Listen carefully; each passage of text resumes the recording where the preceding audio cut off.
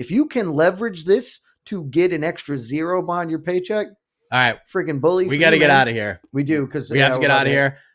Post-fight press conference going live in a matter of seconds. So we're getting out of here. We'll have a post-fight show whenever the hell that happens. I would say probably around 3:30 at this point, if we're lucky. But thank you all for watching. We appreciate you. Jon Jones, still the heavyweight champion.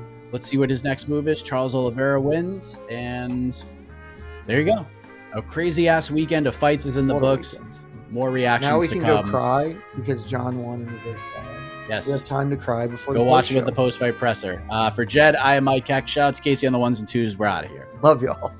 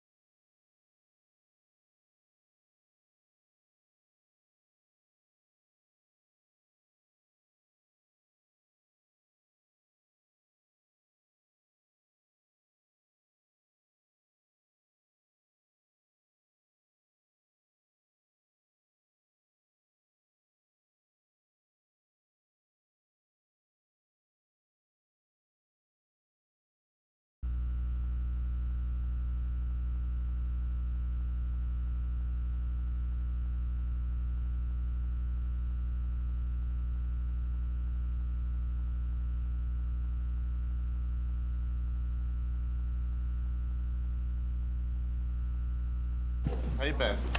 Good. How are you? Good.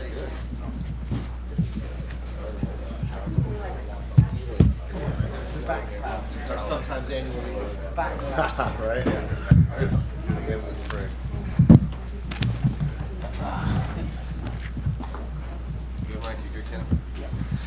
Well, you're good.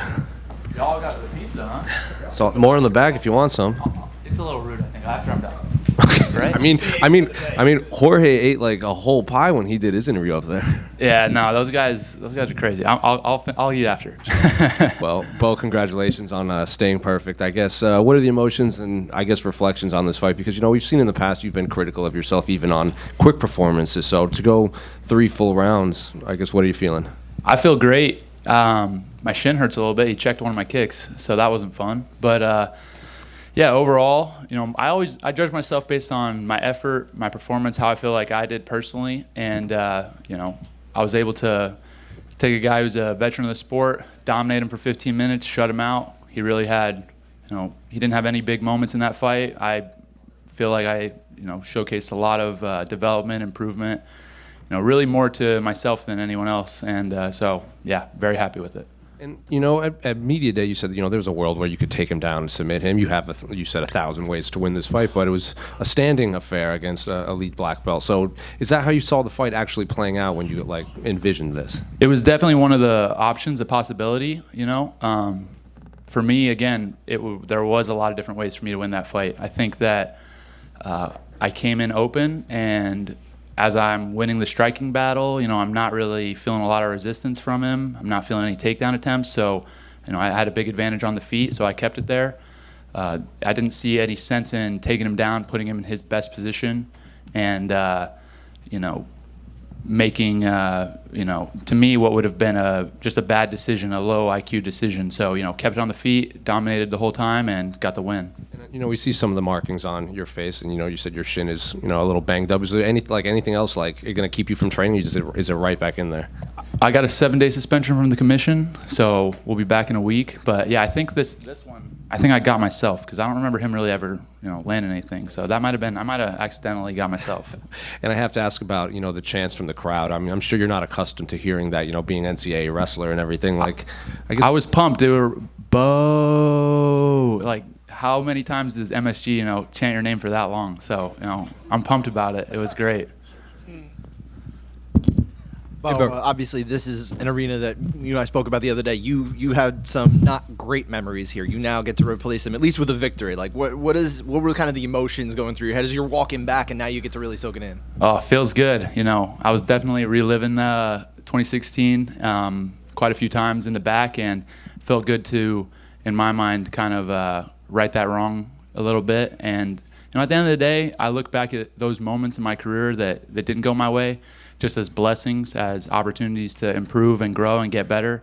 And I think that if you don't choose to humble yourself, then God will humble you on his terms. And so I just try to stay humble, keep those defeats in my mind, and let them motivate me, but also just feel the gratitude for all the opportunities that I'm presented. And yeah, I think that it's a real cool full circle moment. And obviously you're done competing for the year unless something crazy comes up, right? But what are you looking to do as far as next year? You want to get in 3 fights? Absolutely. I would love to fight early 2025. So, as I said, I feel good. No injuries. I'm going to take a couple weeks, do some hunting, maybe go down to Doral, golf with President Trump, and then we'll get back on the training right away. Thank you. Are there names you want or locations? Because it's that rumored Miami card. Obviously, you train close to there. Yeah, I did talk with. I didn't even know there was a Miami card, and I had Jorge Masvidal on my podcast, Nickals and Dimes. You can check it out on YouTube, Spotify, all that stuff. And he announced that he's coming back, so he's gonna be fighting. He told me there was a UFC Miami card, and I was like, bro, let's do it. Me and you on there. Obviously, we have a lot of history training together and stuff, so I think that would be fun. I would love to compete in Miami. It's a second home of sorts for me now, training down at American Top Team, and so I would love that. That's targeted for the spring, early spring. Is that too far away, or are you willing to wait for fighting there?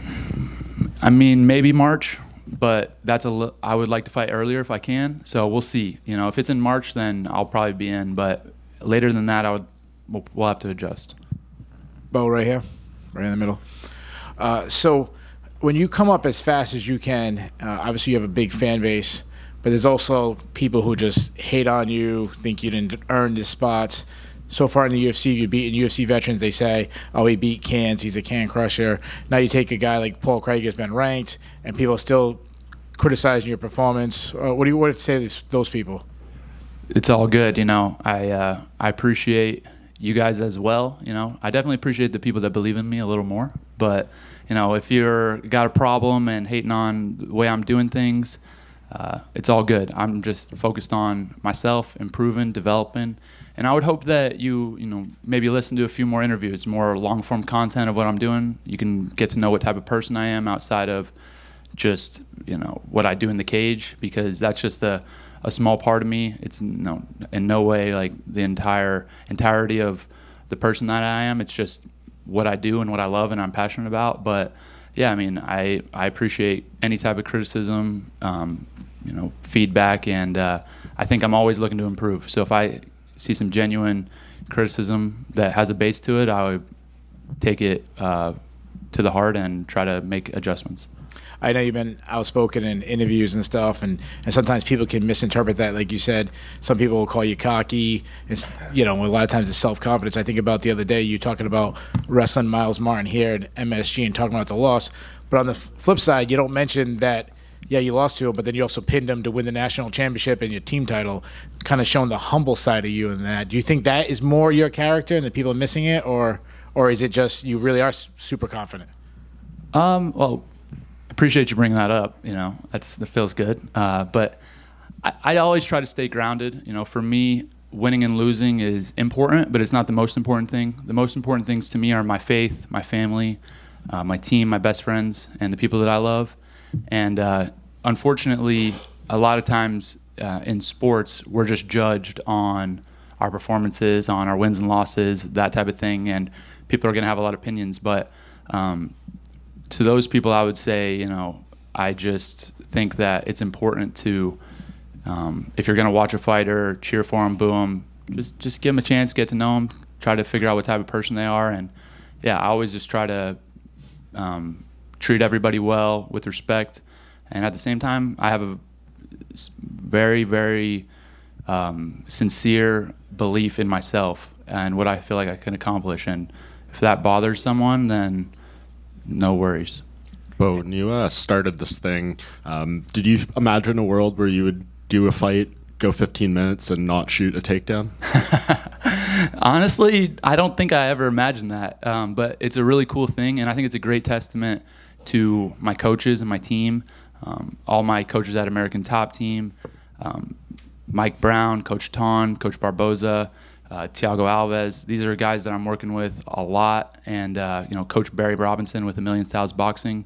So if I didn't have these people, I don't think that I just wouldn't have the skills and the base that I do right now. And so I'm very fortunate to be around those guys, and I think it's for me, it's something that I feel a lot of excitement in, because that's, as you mentioned, it's not something that I kind of saw myself doing previously, and now I know I can fight that way if I need to. Is there a weird balance to try to figure out, right? Because we see some of these wrestlers historically through the sport who have come in and they've kind of fallen in love with their hands to a degree, and then maybe things get neglected. So how do you, I guess, figure that out going forward? Well, I'm definitely never going to forget my roots, and I think that I show that with the commitment of my time and continuing to train with Penn State wrestling team. There was a NWCA All-Star Classic tonight as well in State College, where some of the best college wrestlers were competing against one another, and we had a bunch of guys compete. Those are guys I'm training with day in, day out, the best guys in the country, the best guys in the world, and so I'm keeping that wrestling base really strong. I feel like if I wanted to go back into wrestling right now and compete at a world championship level, I could do that. And so it's balancing that with continuing to put time and effort into the striking, the jiu-jitsu, and really it's just my life. I dedicate every single second, all of my energy to being the best fighter I can be. And if I want to go do other things, then my MMA is going to suffer. But I really am just focused on this goal. And so that's how I make the time, and I'm able to manage it all. And speaking of wrestling, I know you said at Media Day you wanted your rematch with Jon Jones. We saw the videos come out like right after that. What do you think? Are you guys 1-1 now? Or? I think we're 1-1. You know, we're gonna have to run it back again. I don't know if he called anybody out after this fight or if he said he's gonna, you know, go again. But if he's retired, then maybe we'll do a wrestling match on Fight Pass. So and settle it. He said he's sticking around. Let's go. I love it. Just to go. Get me on every Jon Jones card forever. It's great. Hey, Bo, during your fight, Chris Weidman, who had his fight unfortunately get canceled tonight, tweeted out that he would beat all you guys. Is that of any interest, fighting Chris? No, I love Chris. He's awesome. And he's a great competitor. I was super bummed that, you know, he didn't get this fight. Just it's in his home state, and I know the weight cut is not fun. So, yeah, wish him nothing but the best. He's a guy I would love to train with. I would love to get in there, get some sparring rounds. I'm sure I could learn a lot from him. Bo, congrats. How realistic is it for the UFC to go to State College someday? Super realistic. You know, let's do it. Let's do State College, Bryce Jordan Center. The way I see it happening that I think would be the coolest is if we have a, you know, Penn State versus Iowa, Penn State-Ohio State match on Friday. Run it right back the next day, Saturday, with the UFC, and I guarantee you, I myself will sell out 17,000 tickets. I don't even need an undercard anybody else. So, you know, I'll do. That's the type of pull in State College that I have, and yeah, it would be incredible. Bo, your mother was actually a former amateur boxer. I'm wondering, does she encourage you more to strike, or does she like when you wrestle in the fights? Yeah, you know, I'll just clear the air because sometimes things get misconstrued. First off, my mom is like the toughest lady I know. If she was 20 years younger, she'd have been in the UFC, she'd have been champion for sure. But she started boxing at like 40 and won a bunch of amateur fights, was very tough, but, you know, not like boxed her whole life, that type of thing. And she might still be able to beat me up. I don't know. So I got to be careful with these words. But, yeah, as far as my mom's opinions on my fighting, she loves it. It's really interesting. You know, most moms probably, you know, cringe at the sight of their sons or daughters stepping in the cage, and my mom's so here for it, which is great for me. I feel very supported. Were you at your mom's matches? I cornered her for one match. Really? What yeah. was it like? This was crazy. So I've talked about this earlier this week. So basically the way it went, how my mom got into boxing, they did a charity firefighters versus police boxing match, and there was no female firefighters in the town that we were living in at the time. And so somebody knew her, somebody knew somebody, and they kind of were like, oh, well, she'll do it. Like, my mom will do it. They know, like, and my mom was like, I will do it. Let's go. And so she fought a woman police officer, won the fight, and just started liking it. So then she started training a little bit, took an amateur fight, won, and then they kind of set her up to fight this young girl, like 21-year-old prospect, Golden Gloves champion, like 12-0 amateur record. It was like last fight before she was going to win professional. And we went to this Indian casino. It was me, my 3 little sisters, and my mom. And my mom's in like shorts and like a t-shirt basically. And this girl's warming up with her trunks, and she's got 4 cornermen with the water and the Vaseline and all that. My mom gets in there, the girl's bouncing around, and I'm in her corner, right? I'm 12 years old or something. And so I don't know what to say. And this girl's kind of like nothing happened at first, and then end of the first round, my mom cracks her with her right hand, and she's kind of like, oh, frick. And the coaches start yelling and stuff, and then mom tees off on her a little bit, rounds ends, and then next round comes out, and my mom just is working this chick, just whooping her butt. And actually, they threw in the towel. They threw in the towel, quit, and then after that, I think that was my mom's last fight. So she fought a couple amateur fights, did well, you know. And yeah, it was crazy to watch as a young kid for sure, but motivated me a lot. How much did that kind of influence you at all when fighting started to come on the periphery of like maybe what you could do? So for me as a young kid, I always just loved wrestling. It was like wrestling. I played other sports, but I was really serious about wrestling, and so I just loved it, and I didn't do anything else. I didn't want to do anything else, and but it was in the back of my mind. Oh, maybe when I'm done wrestling, I'll fight. And I would watch guys like Randy Couture, Dan Henderson, Matt Hughes, and think, oh, these guys are wrestlers. They did it. Like, that could be me someday. And so it was something that was in the back of my mind. You know, I never really like actively pursued it until a couple years ago. I lobbed you a softball. You could have just said, yes, my mom inspired me to become a fighter. All right, my mom, she did inspire me for sure. I was inspired. Hey bro, a quick question. Congratulations on a great win. I wanted to ask if you have any specific names you want to fight next. And after the fight, you had a small conversation with Donald Trump. What you guys talked about? Yeah, there's not really any specific names that I have. For me, just keep getting better, keep developing, and improve at fighting. And whoever my coaching staff, management team of the UFC decide, then we'll make it work. And after the fight, I saw President Trump, obviously saw him before the fight as well. So showed him my golf swing, asked him how it looked. He said it needs work. And I told him, all right, well, I know you're in Florida in the winter, so I'll see you in Doral. Let's get some rounds. So I'll be down in Florida playing some golf with Mr. President and hopefully improving that swing. Oh, right here. I don't think your cardio was much of a question coming into this fight, but you definitely showed you could stay on the feet for 15 minutes with a pretty tricky fighter. Did you prove anything to yourself tonight, or did you just kind of solidify what you already know? Absolutely prove something to myself. I think every time you step in the cage, you have that opportunity, and I can't even say like how happy I am with that performance. Despite reactions from whoever, it doesn't really matter to me. I'm psyched, and I beat a guy, tricky fighter with 18 UFC fights and a ton of experience, and I was able to dominate him, shut him out, and win a decision very easy and barely sweating by the end of it. I could have done another fight, no problem, right after that. Bill, obviously you were disappointed that you didn't get that finish, but is it almost better for you that you did go all 15 minutes and kind of just show what you're capable of? Definitely. It's way better for me, my development. I mean, if you look at my cage time, what I had before this, I over doubled it, I'm sure. And so, that's something that you really, for me, I've really almost like cornered myself with this reputation of a guy that just finishes everybody, destroys them, because then that's the expectation that's set. But again, my expectation is compete to the best of my ability at 100% effort. That's it. It's not anything to do with the result. Doesn't matter. Decision, submission, knockout. I'm definitely not disappointed with this result. I was way more disappointed with my last fight, and I subbed the guy. So, this fight for me was perfect, picture perfect. But just in general, like, what is it like for you to fight in front of the president? And like, why do you think so many fighters like try to go up to him and talk to him like after fights?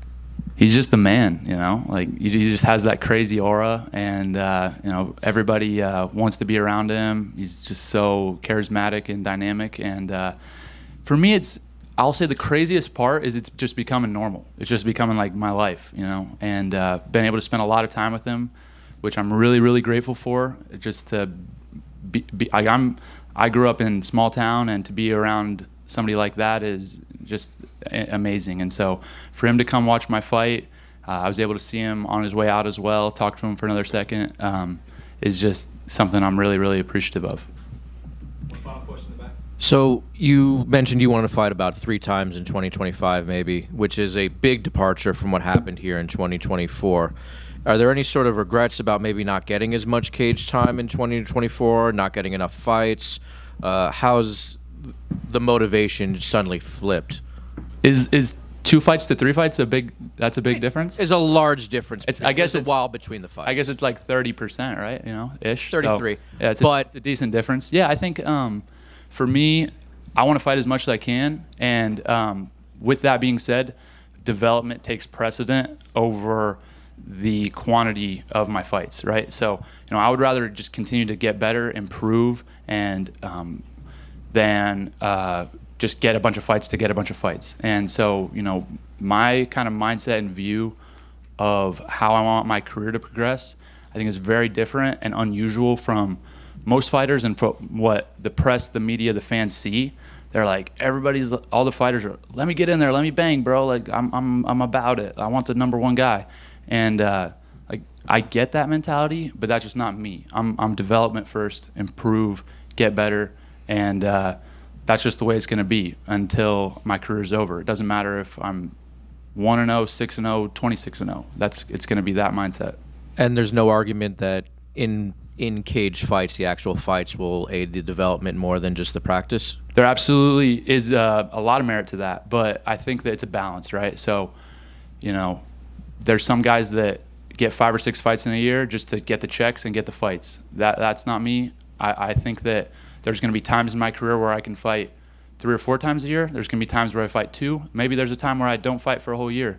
But it just depends on what's best for me and my development, and that's a conversation between me, my coaching staff, and the people that I trust. And so, yeah, I mean, you look at the beginning of my career, and I had 5 fights in 365 days. And now, you know, this year in 2024, I had 2. So, you know, hopefully next year I'm thinking 3 to 4, but we'll see what makes sense from a development perspective. Thank you, guys.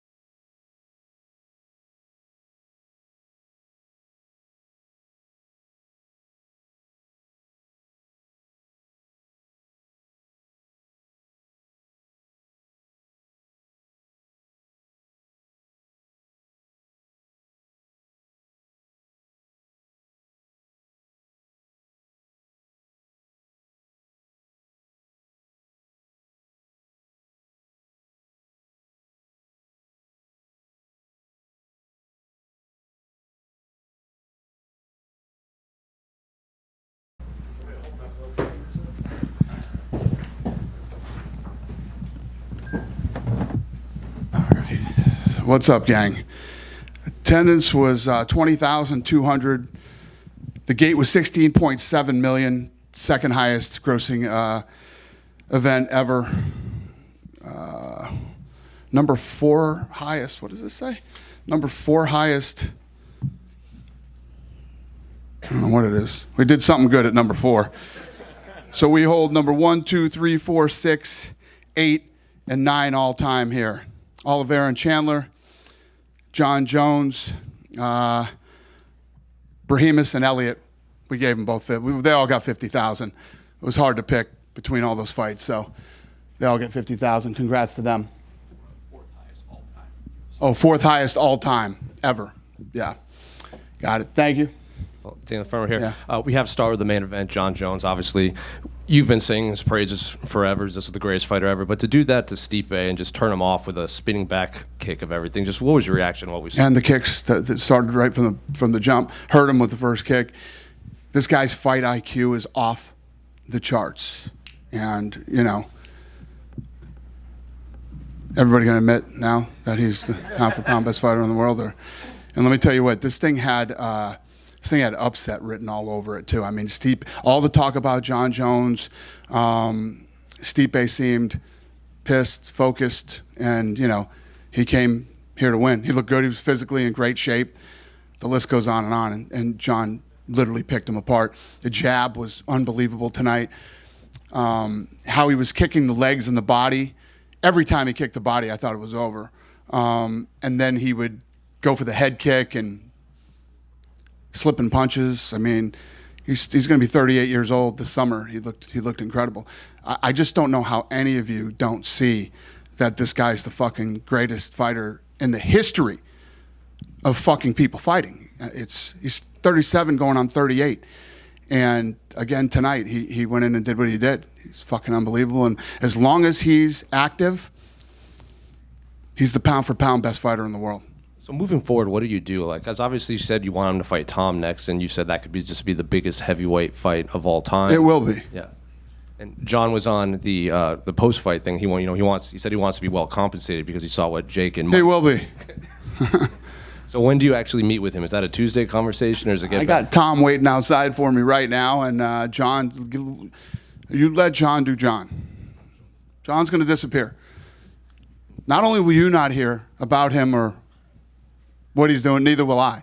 And then he will resurface, and he'll call, and we'll get it done. And Stipe he was very blunt. He said he's retiring. He's hanging it up. So I guess what are your thoughts of Stipe's career and what we saw from him in there? Because Daniel said he looked kind of slow, maybe a little sluggish, but he was landing some shots in there. He looked slow after he took the kicks to the body. He looked slow. Listen, don't say Stipe. Stipe was in fucking great shape. He came in and he was here to win, and Jon Jones systematically fucking picked him apart. His fight IQ is off the charts. It is hard talking to people who 99.9% of the media don't know what the fuck they're talking about when it comes to fighting. Amen. Thank you, sir. And what did you make of Stipe's career now that he's officially hung it up? He's had an incredible career, and it doesn't diminish who he was at heavyweight and what he's accomplished here. When you think about Stipe, he's made a lot of money. He's been a firefighter. He'll retire with his pension and all the things. Stipe is going to have a great life. In the co-main event, obviously, another fight of the night for Michael Chandler. He was pretty adamant, like beat Charles, go on to fight for the title and everything. Real weird 5th round of, a lot of blows to the back of the head. A lot of your fighters online seemed very confused why the referee wasn't, saying anything about that. Just what did you make of just all the weirdness we saw in that? Yeah, the reffing lately has been weird. The judging has been weird lately, and I don't disagree with you. I saw a fight tonight that should have been stopped earlier, and it's. What do you do with Charles? He's pretty adamant that he wants to be cage side for that Islam and Arman fight whenever that happens. Then we fly him in from Brazil and sit him cage side for that fight. And just a couple other unrelated to the top 2 fights. The gloves that went back to the old, that's a permanent move? You're just going to shelve the newer one? Yeah, it's a permanent move, but the problem is we don't have enough of the old gloves. So until we can get them all done, yeah, that's it. Are you going to go back to the gold gloves for the championship fight, just black permanently? You know what? There were good intentions with the new gloves. We spent a lot of time, energy, and money on them. There were good intentions. Didn't work out, and it is what it is. another big win for Jim Miller. He said that he wants to get to 50 total UFC fights and then hard stop on his career, and you can hold him to that, he says. Deal. And just one final one I do have to ask you about. Your friend Mike Tyson tweeted that he almost died over the summer. He said, he had a bunch of blood transfusions, just had to fight to get healthy, and then his performance yesterday against Jake Paul. Just your thoughts on what we saw. Mike Tyson was right, and I was wrong. When you guys know the whole story about Shark Week, and if you don't, I begged him not to do the Roy Jones fight. You're too old. I love you. I don't want to see you take any more punishment. So I set him up on Shark Week. He got paid good money. And he's like, you fucking... So he almost flipped out the last day and was ready to kill everybody on the boat because he had to jump in with all these sharks again in the middle of Florida. And he's like, this fucking asshole says that, he cares about me and everything else. I've been fighting since I was 12. And he throws me in the fucking ocean with a bunch of sharks. He was right about that, too. But he basically said, I told him, Mike, you're basically 60 years old. And he's like, you honestly think this fucking kid's going to do anything to me? He's not good. He's not going to fucking knock me out. He's not going to do this. And you saw him. He tripped when he was walking down the thing. He had a hard time walking up the stairs. He had a knee brace on. And Jake Paul couldn't do anything to him. He made a ton of money. And I know people are mad. You stayed home on a Saturday night, but you didn't pay for it. You know what I mean? And, Mike, this is what Mike Tyson... When Mike Tyson shows up, everybody makes money. Jake Paul is fucking...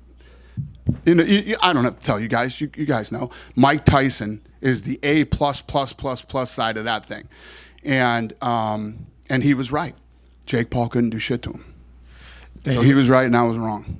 When you say the Tom John fight would be the biggest of all time, you're talking even bigger than the Brock Lesnar days at heavyweight as well. Be the biggest heavyweight fight in UFC history by a long shot. When you look at that fight stylistically, right, as you said, John, still amazing, still incredibly varied attacks, great IQ, but it would seem that Tom's advantage would be in the speed. When you look at that fight, how do you break it down and how do you think that could play out? I have no idea. I mean, I don't know what John's going to do. John's one of those guys that I was saying earlier has the highest fight IQ. He's like fucking Elon Musk in the octagon, okay? This guy is brilliant in there, and the things that he pulls off... like you didn't see any of the spinning elbows tonight that he does normally. He did all different shit tonight. I'm sure he sat down and watched Stipe's tapes, and I don't know what he'll do with Aspinall. Michael Chandler Charles getting his back and him doing the slams into it, obviously not advisable, but did you enjoy that as a spectator? I'm sorry. What did you ask me? I said, did you enjoy when Chandler threw himself backwards with Charles on his back? Yeah, that was awesome. Obviously, look, I think he's 2-3 now in the UFC, but every time he goes out there, right, puts on a crazy show. He's one of those fighters that I'm sure you just love to have around, regardless of his win-loss record. Yeah, I mean, he's like an Arturo Gatti, man. He's one of those guys. Win, lose, or draw, you're never bummed out at the end of a Michael Chandler fight. Last one for me. Look, I know that you got to let John do John and go and disappear for a while, but do you have to have a time limit on it for those negotiations? Because obviously Tom's been at... Of course. Yeah. Do you have any idea when you sort of think like, hey, come on? No. Dana right here. Yep. Okay. Yep. Okay. Hey. No. Yeah. There you go. Hey. Hey, Dana. Congratulations on another great night. Thank you, sir. Obviously, when you come to New York, it's always a huge card. Best city in the world. Tons of celebrities. We got the great Kid Rock right here. Yep. He came to Iraq in 2004 when I was in the Army. Did a free concert, so I want to publicly thank him for that. Yeah. Nobody loves the troops more than Kid Rock does, man. Kid Rock does so much stuff for the troops and for this country. He's a good man. Yeah. With that said, do you ever think about, instead of doing the card just in November, maybe do 2 cards in New York a year? Yeah. Here's the thing: as we go into 25, there's a lot of places that we haven't been pre-COVID, right? And there were places that I didn't want to go until everything started to get back to normal. It's like New York City, you're not wrong, is one of the greatest cities on earth, right? Since I've been here the last 2 days, this place feels like New York City again.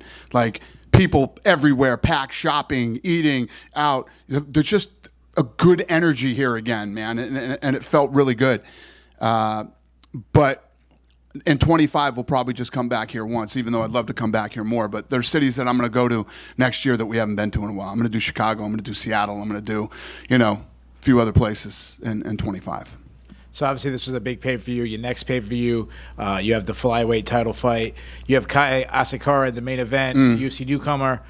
Two-part question, being that a lot of people who don't follow outside of the UFC might not know who he is. Are you worried about not attracting as much fans? But second part, he hasn't fought at flyweight in 7 years. Yeah. Was that any of the discussion when you decided he'd get the title shot? Yeah. First of all, for people to know who he is and be excited to see him fight, that's my job. Number one. Number two, no, that wasn't. It's very typical for Japan. You know what I mean? They always fight higher than they probably should. But when you come over here, there's a whole nother ball game here. You know, the literally the best in the world are here. But we love this kid, and we think it's going to be an exciting, fun fight. And my last question, this is your first pay-per-view since Donald Trump won the election. I know he's a close friend of you, but from a business side, how does that change the UFC? Is it positive for the UFC with him being the president, or does it not change anything? I think it's positive for the world, to be honest with you. I mean, listen, no matter what side of the fence you sit on politically, you cannot deny that there's almost like this weight that's been lifted off the country right now, and this sigh of relief. And things are already getting better. He's not even in there yet. So, yeah. Quick question. I know most of the people in the room disagree with me, but yeah. Dana, when you I got one guy back there that's supporting everything I say tonight. Thank you, sir. Dana, when you heard the crowd's reaction after Bo won and they were booing and chanting overrated, just how did you kind of process that? Well, you know, we've had these discussions with Bo. You know, Bo needs work. Bo's an up-and-coming guy. I know he has big aspirations and wants to move faster than he should, but tonight showed that he's still dominated. I mean, he won the whole fight, but he's got work to do. It's all right. We'll move him. And when you're in a position like Bo is, there's a lot of expectations, you know. And did you see the size of Craig? I mean, the guy's a fucking monster. The president looked at me and said, "These guys are in the same weight class?" Because he loves Bo Nickal. So I said, "Yeah, they are. It's crazy." And then on the Chandler side of it, afterwards, right, he eventually calls out Conor McGregor again. Like, do you even go down that road? Like, Who did? Bo? No, Chandler. Oh, Chandler. Mm-hmm. Yeah. Is that like a waste at this point? Conor's going to come back late 25, so there's a lot of time before we figure out who's going to fight Conor. Dana right here. Yep. Tonight, some interesting records, right? Jim Miller, 27 UFC wins, the most. Jon Jones, the first to have a 20-fight unbeaten streak. Charles Oliveira, the first to get 20 bonuses in the UFC. Which one of those is most impressive to you? Nah, that's a tough one. They're all impressive in their own ways. I mean, if you look at an older guy like Jim doing what he's doing still at the level he's doing it, that's obviously super impressive. And then, I mean, Jon Jones, you guys don't even want to fucking hear it, but and then Oliveira, yeah, he's such a beast, man. The kid's incredible. They're all great in their own way. Sure. And Jon has made it clear in kind of the interviews he's done, he wants to be well compensated for this Tom fight. And I know the last time this was kind of a thing with the Francis Ngannou fight, you said he wanted $30 million. There's the Anthony Joshua money quote and stuff. Mm-hmm. Do you feel like this could be leading to that same type of friction, or do you think it'll be an easier negotiation this time? Jon's always been well compensated. You know, he's always been well compensated. I would never put his total purse number out there, but it's fucking massive. The number that he went over tonight, he's made a lot of money in his career. Listen, you don't fight and then disappear for 5 years because you weren't well compensated. He makes a lot of money. So he'll make a lot more for this fight. On a slightly happier note for boxing, then I know you're disappointed about Tyson and all that, but did you get to see the Serrano-Taylor fight? Yes, it was awesome. Do you think Serrano, I'm over here in the middle, Dana. Okay. Do you think Serrano won, as she's saying on socials, or? I don't know. I mean, I was watching it, but I wasn't scoring it, but it was a great fight. You know, those girls were banging, throwing tons of combos, and that's the other thing. I mean, all the people that are, you know, you know, there's a lot of Portnoy went out and said that it was the greatest con job of all time, and I mean, if you didn't think that that's the way the fight, I don't know what people expected. You know, Mike's almost 60 years old. He's Mike Tyson, but he's 60 years old, and he knew that Jake Paul couldn't do anything to him. So it's you knew what you were going to get when you saw that fight. But you can't be mad. It was fucking free. We all got Netflix anyway, right? And you got to watch the girls fight, and the girls fight was good. You know, I know a lot of people were pissed, and it was a bit of a shit show. But you know, what did you expect? Seriously, when you stayed home and you turned on Netflix that night, we were like, holy fuck, I'm about to see the greatest live sporting event of all time. No, you fucking did not. You got exactly what you thought you were going to get. I was there for the Serrano Taylor, but, you know, it was yeah. Oh, you were there and you flew back here? Oh. No, to watch. Yeah, I was yeah. watching. Yeah, you're right. And that's the, listen, if you're a fight fan, you're right. You're right. Dana. Going off that, sorry, because you just cut me off before. You were obviously watching the event. What did you think of like the production and stuff for Netflix? Because I imagine as you guys go into this negotiation for the next television rights. Well, nobody does my production. I do. That's been my deal. But that's not the deal with almost every sport, maybe every sport as far as I know, but not me. Nobody's going to control my product. I do. And for Netflix, this thing was brilliant because you knew it was going to pull a massive number because of Mike Tyson, right? And to be fair to Jake, you're going to tune in to watch him get knocked out, hopefully, right? That's what everybody wants to see. And but they needed to do this test. They got the NFL coming at Christmas. They're just getting into live sports. They needed to do this to test it, to test something that they knew they would pull a big number on, and Mike Tyson pulls big numbers.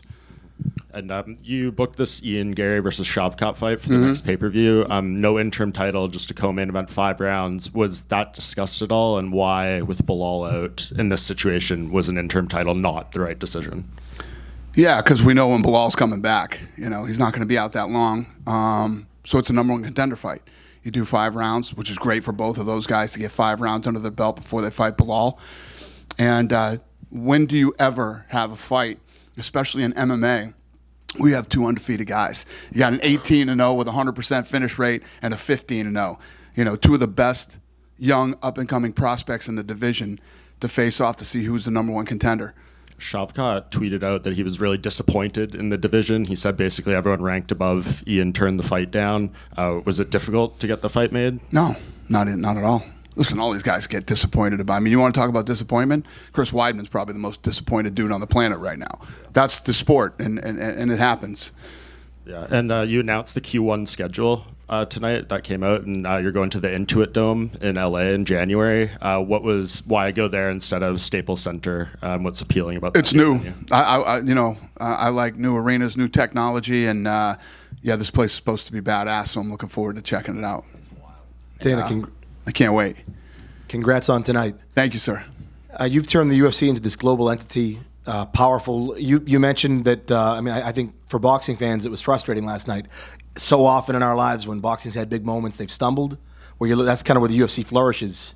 Is that still an option for you to revamp the boxing world, or is that just too complicated a task? It's the question. It's the question to ask. We're going to find out. I'm interested, and we're trying to hammer something out right now. If it gets done, it'll probably be done around February, and then we'll find out. It needs to be ripped right down to the ground and rebuilt. When we started this company, we had like 13 contracts. Nobody knew anybody. We weren't on television. We had a DirecTV deal where we did like fucking 2,500 buys every time we did a show.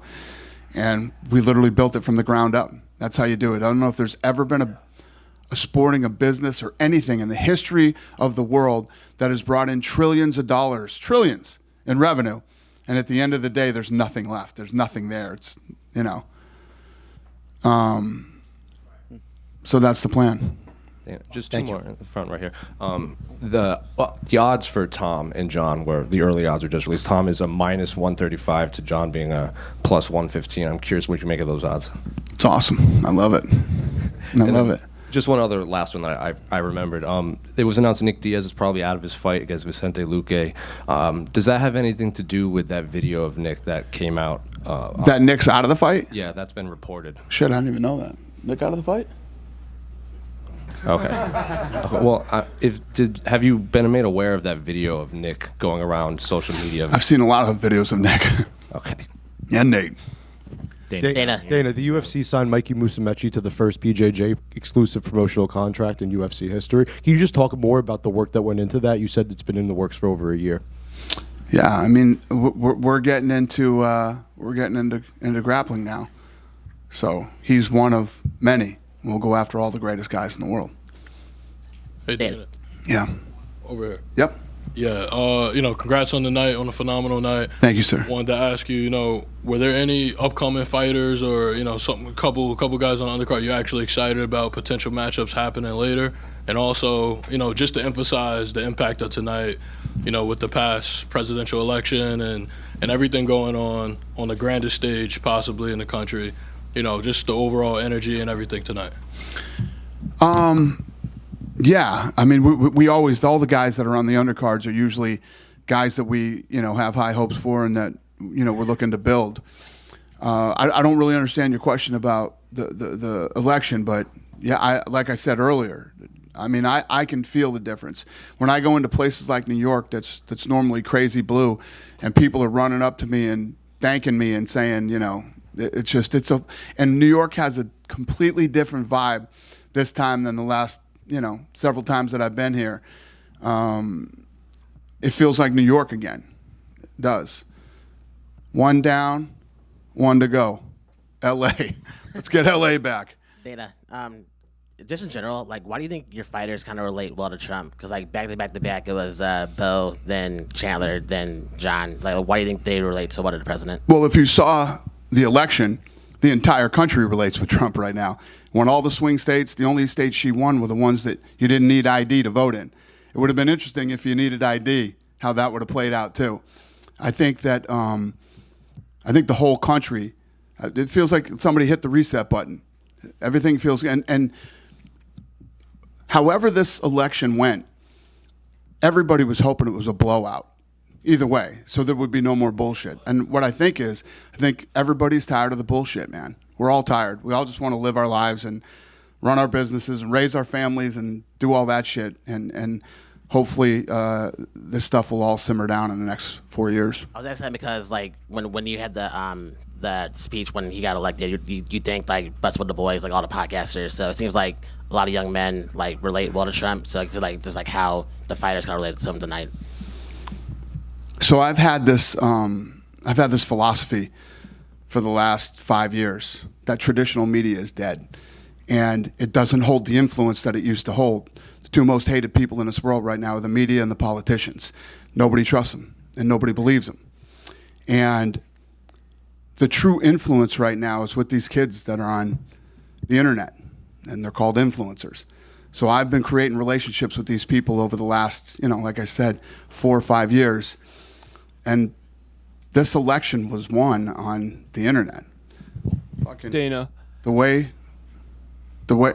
Power Slap was built is the way this election was won. And the Hispanic vote was incredibly powerful. The male black vote and the youth all came out. So Dana, yeah. You've worked with Jon Jones for 16 years. You've seen him go through ups and downs in and outside of the cage. Outside of his fighting career, what do you think's your most impactful moment you've had with Jon? Outside of what? His fighting career? Yep, outside of the cage.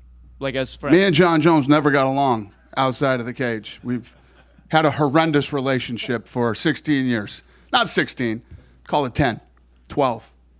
Well, I'm sure he's happy that you're claiming him as a pound-for-pound number one. Because it's a fact. We don't have to like each other. We don't have to whatever. I'm not saying we don't have that kind of relationship anymore, but I don't have to like him to realize who he is and what he's capable of and see the brilliance.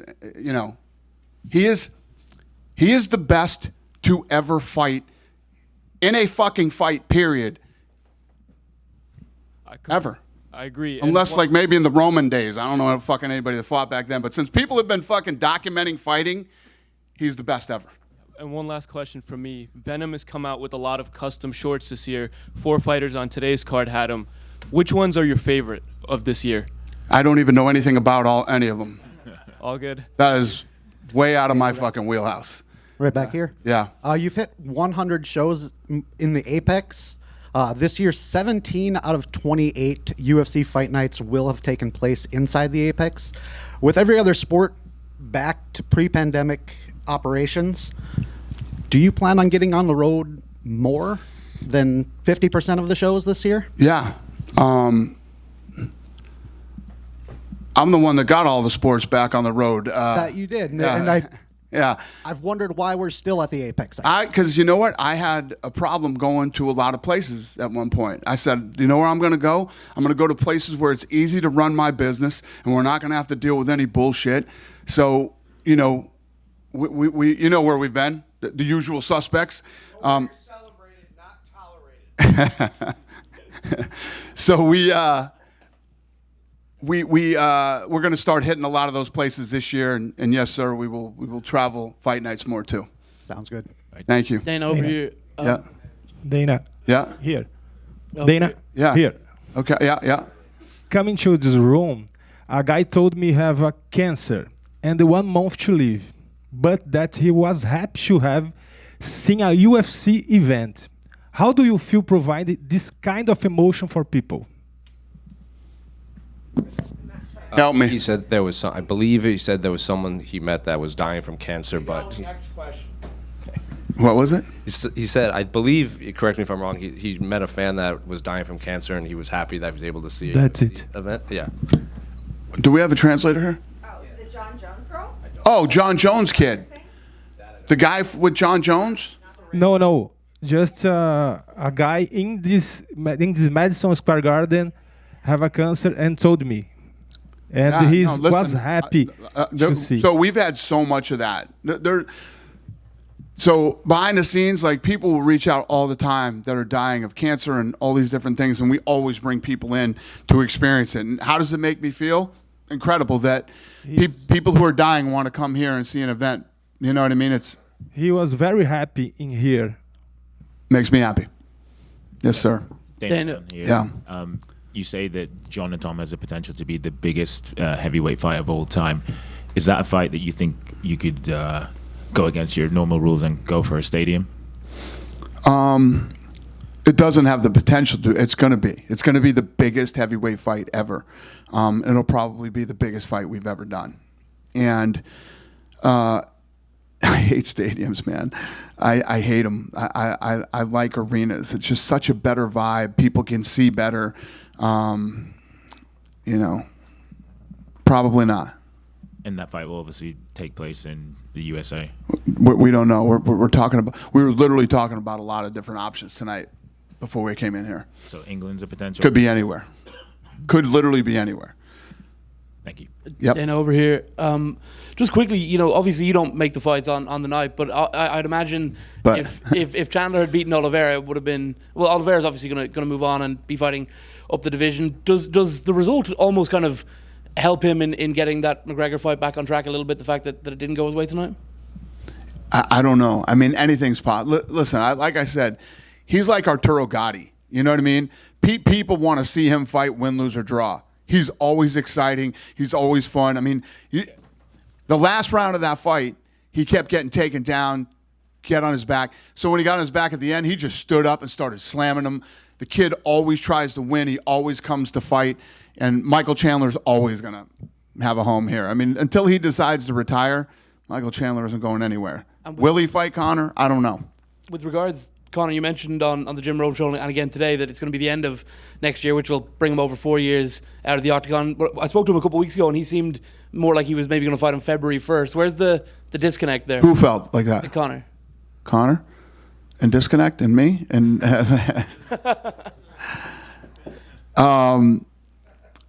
there's no doubt that Conor hits me up all the time. Conor wants to fight. I told you guys that he probably wouldn't fight in 24, and he didn't. He's going to fight in 25, probably at the end of the year. If it's earlier, that's good for all of us. Why so late? When it's going to play out. Thank you. Thank you. Dana Yeah. over here. Thanks for making a great night. Thank you, sir. It was a great experience. I wanted to ask about Jon Jones. I know you like questions about him, so if Aspinall gets out of the fight, if you schedule a fight and he gets out of fight, do you think you'll try to make a fight against Pereira? No. No? Okay. You know what? You know what tonight told me? There's no fucking way I make the Pereira fight. Okay. John's too big. Great wrestler. See how he took Stipe down in that first round? Yeah. I like Alex Pereira. I like him personally. You know, But it he's just the greatest of all time, right? it just doesn't make sense to make that fight. If they both want it bad enough and they're both fucking hounding me or something, maybe I would do it. It's just Alex Pereira is killing it. Look at his age and what he's doing right now. What's the reason to go up and fight a guy that's so much bigger than you and such a good wrestler? What is it? Money. Money? I gotta Yeah, no, yeah. No, you're right. That's definitely a reason. But just so we're clear, I don't want to make any of that kind of money. I want Pereira to stay where he is and do what he does and, you know, run the street. But again, if they go crazy on me and they want to do it, then what am I going to do? They're grown-ass men, and I'm sure the fans want to see it. I'm sure you want to see it. I guess we'll talk about it. And the second question, off topic a little bit. Before the fight, you said you're gonna announce the Makhachev-Sarukan soon. Is it still like actual or? I said I was going to announce what? The Sarukan and Makhachev fight. Oh, Sarukian and yeah. And Makhachev, yeah, in Los Angeles. Okay. Is it like already like done, or you're still working on it? Because did I announce it? No, I didn't. But you said you're gonna announce it. I said I was going to announce it after this fight at the press conference. No. You're good, sir. Sorry. Two quick questions. Some fighters have said that they like the new gloves. Is there any thought about just one guy? All right. Two. They're back. No, just saying let the fighters choose. Is that a? I know you said you're waiting to get more gloves in, but if any fighters still want to use the new gloves, two guys said that their hands felt really good after the fight. It gave better protection. Any thought on that? You know how fucking good that is to hear, sir? You know how much money I spent on this? Money, time, energy. I'm very happy that two guys love the gloves. I'm really happy. There might be more than two, but there might be. Speak up now or forever hold your peace. Yeah, I'm glad to hear it. The last question I have is, it seemed like you might have softened your stance on an outdoor venue, perhaps for, say, a UFC Africa, or perhaps even a smaller arena than you might normally do. And why is that? Why do you say that? Saw an interview a couple weeks ago, 3 weeks ago, I think it was, where it sounded like you were maybe we do something there with what's existing, but that's where I want to lead with this. What are your thoughts on the existing infrastructure in that whole continent? So all the top executives from the Yankees were here tonight, and the president of the Yankees told me that they would love to do a fight at Yankee Stadium outside and all this stuff. It's just we did one fight outside one time at Abu Dhabi. The heat was a problem. The humidity was a problem. The bugs were a problem. I mean, just I don't like doing things in places or environments that affect the fight, you know, and all of those things affect a fight, the outcome of a fight. And again, I don't like the viewing experience for the fans either. So would that some of these smaller stadiums, since there aren't any large arenas currently available in there, is that going to be large enough to entice the UFC to go, or still waiting for hopefully some place to come up with something larger? I don't know. I know everybody thinks we do everything for money, but everything isn't about money for me. It's more about an experience. I never, ever want people to turn off the television and feel the way they felt last night after they watch a fight. I want the exact opposite. I want people to be like, glad I stayed home, glad I watched it, not pissed I paid for it, you know, and I, especially people who travel. So there will be people that will fly, buy tickets, plane tickets, hotel rooms, dinners, shopping, tickets to the fight, and then go there and have a bad experience, whether it's any of those things, the weather, the wind, the heat, the humidity, the bugs, I mean, any of that stuff. I like to be able to control everything a little bit more. I can control everything that happens inside this arena. There can be some weird shit the night the fucking gate broke and everybody fell on the ground. You know, that kind of shit will happen here and there. But in all the years we've been doing it, it's happened one time, right? I can't control what happens when that cage door shuts. And if we're outside, I can't control anything. Nothing. Anything can happen. And I hate that. I don't like that feeling. Sure. Some would argue that there's plenty of other sports that live through it just fine. But people they don't aren't get combat sports. Exactly. Big difference if you're kicking a soccer ball or, you know, fucking hitting home runs, whatever. Totally different. I mean, they even stop and rain in baseball, right? I mean, yeah. You can't stop. We can't have a rain delay. Why not? Because it's fucking ridiculous, and it will never happen as long as I'm alive. That's never going to happen. We're never going to have a rain delay in the UFC. Yeah. Think about, again, last night, boxing, right? These guys will do a fight, then have a fucking podcast for an hour and 30 minutes before the next fucking fight comes on, right? We're going to do a rain delay? It's never going to happen, man. You know what we do? We go boom, boom, boom, boom, boom, and all the fights fucking roll all night. All the shit talk's done. You don't need to see fucking Rosie Perez breaking down fights and you know. Really good job, but yes. Yeah. Have a great night, everybody. Thank you.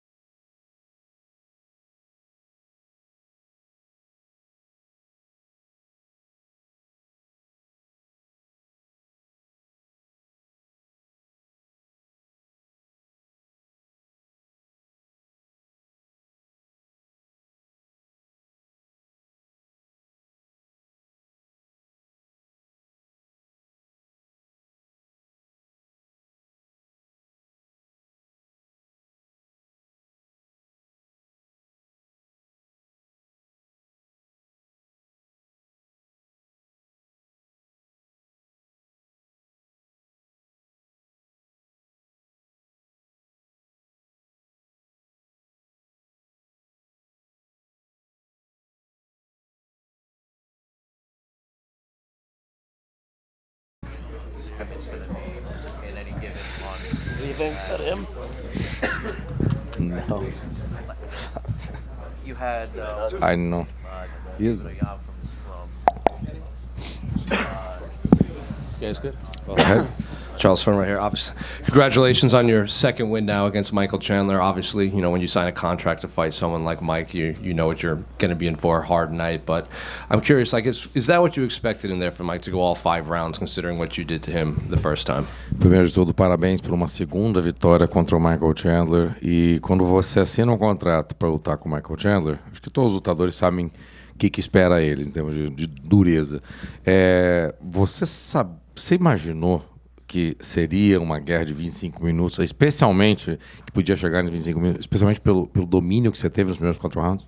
Não, eu não quero que ela chegue no final. Eu venho aqui procurando, eu quero caçar o tempo todo. E é isso que acontece. Mas quando fala de dois caras duríssimos, como eu e ele, isso acontece, é normal.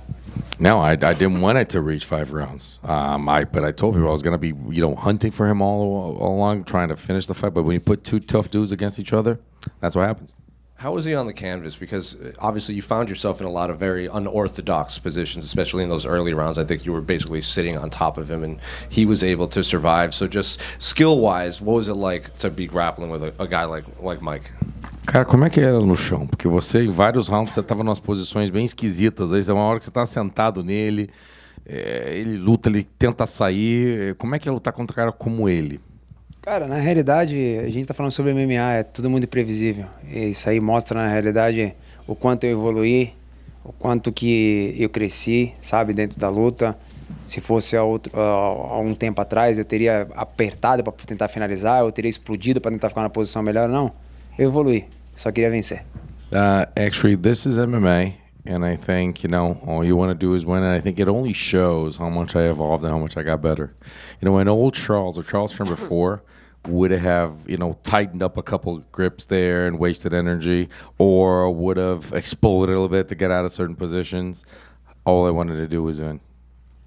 That fifth round, obviously when he dropped you and he got on top of you, there were a lot of punches that looked like they were blows to the back of the head. A lot of your fellow fighters were criticizing the referee online over him not stepping in and either warning Mike or stopping Mike from the blows. I'm curious, when it was happening to you, were you shocked that the referee didn't, stop what was happening? Quinto round, ele conectou com você, vocês foram parar próximo da grade, no lado dele ali, no lado da esquina dele. A impressão que deu, muita gente, vários lutadores do UFC criticaram a arbitragem, falaram que deveria ter não interviu na hora que precisava, que deveria ter feito isso, porque várias das porradas foram na nuca. Foi isso mesmo? Cara, não gosto de criticar, não gosto de falar nada, mas vocês viram, se vocês viram eu vou falar o quê? Mas a realidade, eu acho que às vezes a gente... Cara, não quero criticar ninguém, mas eu tomei muita porrada na nuca, ele segurou muita grade, eu tomei muita dedada nos olhos. Eu acho que a gente tá, cada vez mais se tornando profissional, a gente não precisa dessas coisas, Então, acho que o árbitro poderia ser um pouco mais severo. Muitas vezes eu falei para ele do que estava acontecendo e ele olhava como se nada tivesse acontecendo. I'm not here to criticize, but I'm going to tell you something. There were a lot of blows to the back of the head, a lot of fence grabbing. There was also some eye pokes, and I was telling him what was going on. I kept, calling for his attention, and nothing would happen. I would hope that he would intervene, but nothing happened. So I'm not here to criticize. You're just gonna do your job. At the end of the fight, obviously, when you took his back, he stood up, walked to the center of the octagon, and was kind of motioning to the crowd, slammed you twice while you were on his back, and then it looks like you guys were talking in the last 3 seconds. So I guess, what do you remember from that entire sequence, and what did you say right when the clock was ticking down? E essa loucura toda que aconteceu no final, de repente você sobe nas costas dele, ele vai pro meio do octógono, pula para trás, coloca você naquela posição, faz isso de novo, fala, parece que teve uma hora que quando acabou o tempo vocês estavam conversando um com o outro. O que essa sequência toda louca? Cara, na realidade, se todos eles quiserem ficar me jogando assim dessa forma, eles podem ficar jogando. Não faz diferença nenhuma. Se você tá colado corpo a corpo com o cara, não faz diferença nenhuma isso aí. Ele só quis mostrar o quanto que ele é bom naquilo que ele faz, o quanto que ele é gigante, um cara que merece todo o respeito do mundo. Mas não faz diferença. Ele fez isso na primeira luta, nessa segunda ele fez 2 vezes. Eu só queria que o tempo acabasse porque eu tava vencendo em 5 rounds. Maybe you just wanted to show stuff to people. You want to maybe show what you're all about to people. You don't... It's not needed. I didn't worry about also at all. If you're loose there, you're gonna get hurt. But if you actually just tighten up, nothing happens to you. He did that in the first fight. He did that twice in this one. So I don't think it was a big issue.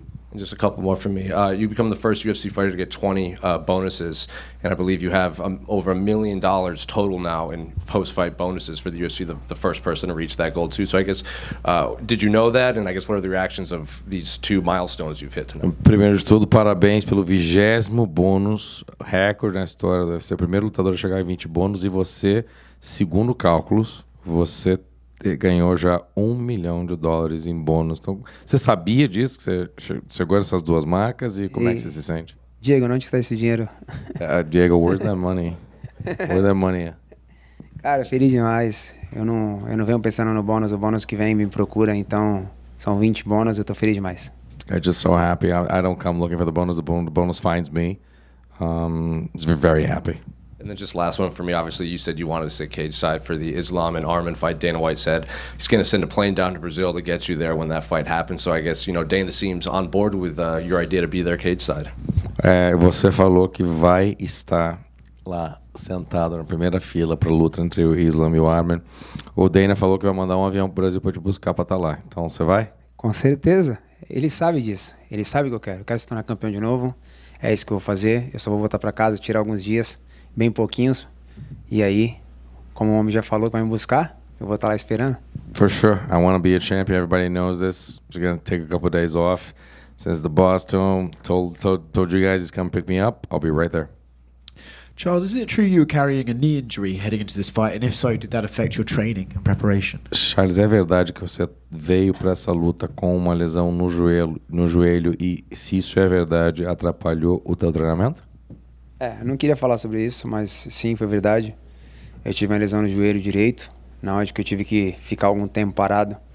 Mas aproveitando o momento aqui, eu queria agradecer demais a toda a minha equipe, que não deixou de desistir, porque eu tive muitas dores, a toda a equipe da Nion, que me deu todo o suporte para que eu pudesse estar aqui hoje, né? E agradecer demais a Deus, porque só eu e a equipe sabe tudo que a gente passamos, o tempo que a gente teve que ficar sem treinar para poder chegar aqui bem. Didn't want to talk about it before, but yes, I did have a knee injury. And I wanted to, I spent a lot of time actually without training. Things were tough, and I wanted to thank first and foremost my team for not letting me back down, letting me quit, not letting me stop, and making this happen. And I want to also thank the team from Nuon. They supported me throughout, and also, to thank God about the opportunity and being able to be here to fight. I feel like every time you fight, your opponents sometimes bring up this concept of you being a quitter or having quit in the past. The fact that you weren't able to train that effectively and still went in there and went 5 rounds and won the fight, does that prove, do you enjoy proving to everyone that, like, you're not a quitter and in fact, actually, you're one of the best in the game? Eu sinto que todas as vezes que a gente fala de você com oponentes, os oponentes a usarem alguma capacidade, essa história de você desistir, de você abandonar o barco. Você acha que depois de um camp como esse, tudo que você passou, tá com uma lesão no joelho, você vir aqui, continuar com a luta em pé, vir aqui fazer o que você fez, cada vez mais você gosta de provar para as pessoas que estão erradas? Cara, sendo bem sincero, eu nem ligo porque esses caras falam. Esses caras eles têm que inventar alguma coisa para falar. Então, pra mim não faz diferença. Eu só quero vir aqui, tá bem, tá feliz e fazer aquilo acontecer. But really, it don't matter what those people say, because they always have to make up stuff to talk. All I want to do is just train, be happy, come here with the team, and make it happen. Another thing that seems to come up a lot of the times when you fight is that you're the coolest fighter in the UFC. I'm curious if you agree with that assessment from the fans. E muita gente fala que você é o lutador mais bacana do UFC, cara. Você é o cara. Você acha que você é o cara do UFC? Isso aí sim, com certeza. Cara, eu trato todo mundo do mesmo jeito, com todo o carinho, todo o respeito do mundo. Eu sou muito grato pelo carinho de todas as pessoas, principalmente porque eu não falo inglês e, sabe, tipo, as pessoas me respeitam da mesma forma, então eu sou muito grato por isso. Yeah, that I feel that too. Yes, listen, I'm so grateful for the love of the people, for the fact that they respect me so much. I mean, I don't speak the language, and people still respect me for everything that I am. So I'm very grateful for that. It's a very cool suit as well. Yeah. Terno tá bacana. Charles, aqui. Eu sou teu vizinho, eu sou de Santos, na verdade. Moro próximo a você e primeira vez que eu consigo te entrevistar aqui. Eu já vi em alguns UFCs. Muito bacana falar contigo, você é um ídolo pra gente. Obrigado. Deixa eu te falar uma coisa. Você já ganhou o cinturão, é recordista de bônus do UFC. Nesse momento da sua carreira, você vai pra tentar o cinturão de novo. Mas existe algum lutador que você nunca enfrentou que você gostaria muito de lutar contra? You've won the belt. You've gotten so many bonus, so many finishes. You've gotten a lot in your life, and you're going for a second belt again. But is there any fighter that you never fought against that you would like to face? Pô, irmão, obrigado pelo carinho. Espero que a gente continue metendo essa sequência de bônus aí, de finalizações, de recordes, que são mais importantes. Cara, eu tô aqui pra fazer história. Eu não fico escolhendo o adversário nem nada. Eu estou em busca de um título. Eu estou em busca de fazer história, de aumentar meu legado. Então, aquilo que for pra gente crescer, tiver uma luta nessa categoria de cima, aquilo que for pra gente crescer, eu tô aqui pronto. Listen, I want to make history. I'm here to build on the legacy. I want to continue this. I mean, there's more bonuses, more finishes. I'm here to, to anything that makes us grow, anything that pops us up. So if anything, another belt, maybe some fights up in the, maybe a heavier division, whatever, wherever need be, we're going to do that. We're going to be ready for it. O Conor McGregor faria sentido para você? Against Conor McGregor, would that make sense for you? Cara, esse cara eu já falei já, é o cara que mais escolhe luta. Essa luta nunca vai acontecer. Fazia sentido? Faria. Era uma luta que daria muito dinheiro para nós dois. Eu vendo muito, ele também vende. Mas ele escolhe os adversários, esse cara sempre corre. Listen, this is the guy that runs away the most in the UFC. This fight's not going to happen. Would it make sense? Yes. Would it be a good fight? Yes. Would people love it? Yes. We both sell fights well. But he chooses his opponents. This fight's not happening. Muito obrigado e bora pro cinturão. É isso, valeu. Charles, so I know you said the Conor fight might not happen, but say it does happen. You have this tradition of shaking your opponent's hand and hugging them every time you enter the cage. Given that Conor has talked so much about you, would you shake his hand when you enter the cage before you fight? Você falou que essa luta não vai acontecer, mas se ela acontecer, você é um cara que tem um hábito muito respeitoso de falar, não só hoje, inclusive você foi lá no Chandler, você vai na equipe, você vai no lutador, você cumprimenta ele, você mostra respeito, pelo fato, por tudo aquilo que o Conor fala e já falou de você. Você faria isso com a luta com o Conor? Com certeza. O que ele fala pra mim não faz diferença. A minha pessoa não vai mudar. Eu vou lá, se ele não quiser me cumprimentar, é com ele mesmo, mas da minha parte eu faço. For sure, it doesn't change who I am. I'm going to go out there. I will go up to him. If he doesn't want to shake hands with me, that's no problem. But I will continue to do it. Charles, this is actually over your 30th fight in the UFC, but it's only the first time that you've been past round 3. How did it feel to finally hit those championship rounds and get to experience what those feel like? Como a gente já falou, 46ª luta no UFC, né? Quer dizer, 30ª no UFC, 46ª profissional. Você nunca foi pro quarto, pro quinto round. Como é que foi isso? 25 minutos. Como é que foi diferente? Como é que foi? Eu não sei, eu nunca cheguei pela primeira vez. Mas foi bom, isso aí mostrou, mesmo com a lesão, mostrou o quanto que a gente é gigante, o quanto que Deus é bom pra gente, porque a gente vencemos todos os rounds e contundente, então foi muito bom.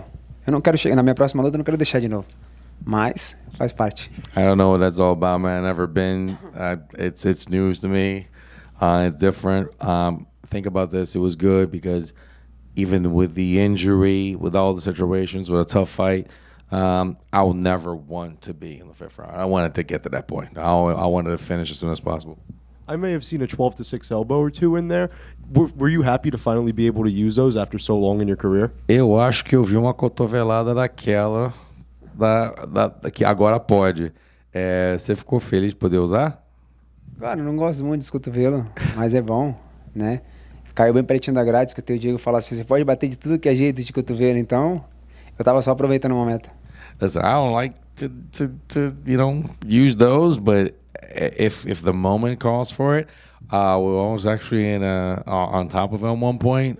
Diego yelled and said, "Listen, you can use all kinds of elbows now." So if the moment is there, we took advantage of it.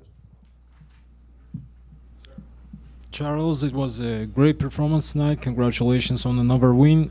Probably the next title fight in lightweight will be between Islam and Arman. You fought them both. What rematch you want more in a title fight? Against Arman or Islam? Primeiramente, parabéns pela vitória. A gente sabe que provavelmente também a luta vai ser anunciada entre o Islam e o Arman pelo título. Contra qual dos dois você gostaria de lutar mais? Islam ou Arman? Na realidade, eu não estou atrás de nenhum dos dois, eu estou atrás do cinturão. Aquele que tiver com o cinturão é aquele que a gente vai lutar. I'm not looking for any of them. I'm looking for that belt. Whoever's got that belt, that's what I want.